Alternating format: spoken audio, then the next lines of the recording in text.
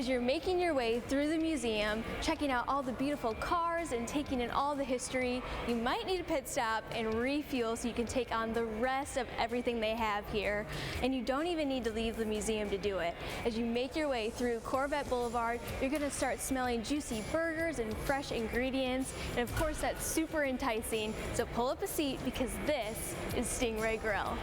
I'm joined by Chef Jake Olson, and you really elevated the space here. I know a couple years ago it used to be kind of like a 50s style diner, but over the years the team really built this up, and now it's a really elevated experience with your help, of course.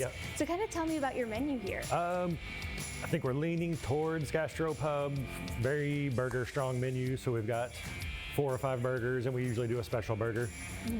So Duncan Hines Festival coming up next week, we're doing a old-fashioned burger, kind of a take on the cocktail old-fashioned. So we're going to incorporate bourbon into the caramelized onions and bitters into a cherry jam.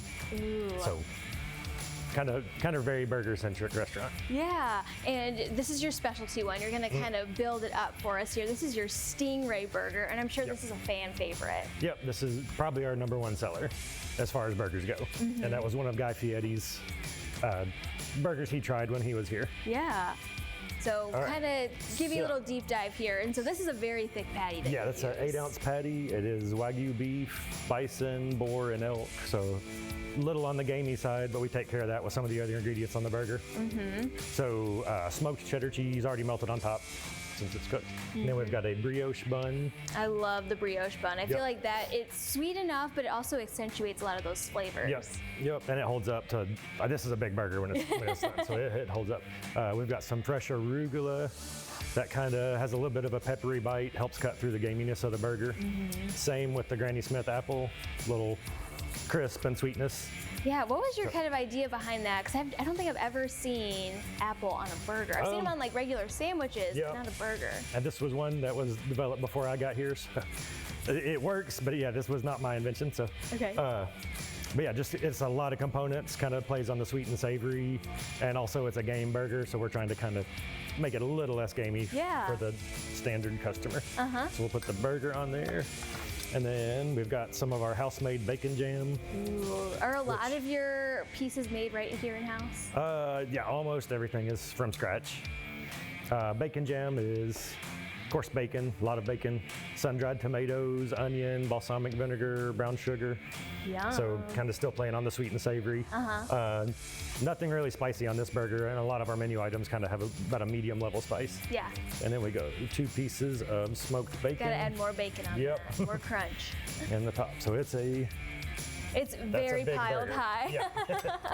What are some of your other popular items on your menu? The blackberry grilled cheese is another crowd favorite, and again we pull the bacon in there, kind of sweet and savory with the blackberry jam.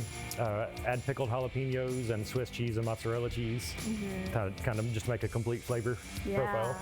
And you also offer, some salads. Of course, you have a kids menu as well. Everyone can get in on it. Chicken tenders, of course. This is a fairly new menu, about a month old, so we've added some appetizers to it. A couple healthier options with like a salmon and mixed vegetable saute. Bread pudding, that's one of my recipes that's followed me around my whole career. So we do a bourbon, small batch bourbon bread pudding as our main menu dessert. Yeah, what I like too is that you also do offer those seasonal items. So what do you kind of have planned for the summer? We usually do something called a firecracker burger. So it'll have some fried onion, like crispy fried onions, and a pepper relish, so it's a little spicy. Well, I'll definitely have to come back for that. And so I'm sure this gets packed during the weekend. So you do suggest those reservations? You can call us and make reservations. Walk-ins always available for sure, or go to CorvetteMuseum.org and follow the link to the Stingray page, and you can do an online reservation there. All right, Chef. Well, thank you so much for kind of giving me a little tour over on your wonderful menu. So again, make those reservations because it's going to get packed here during the day. All you have to do is go to CorvetteMuseum.org.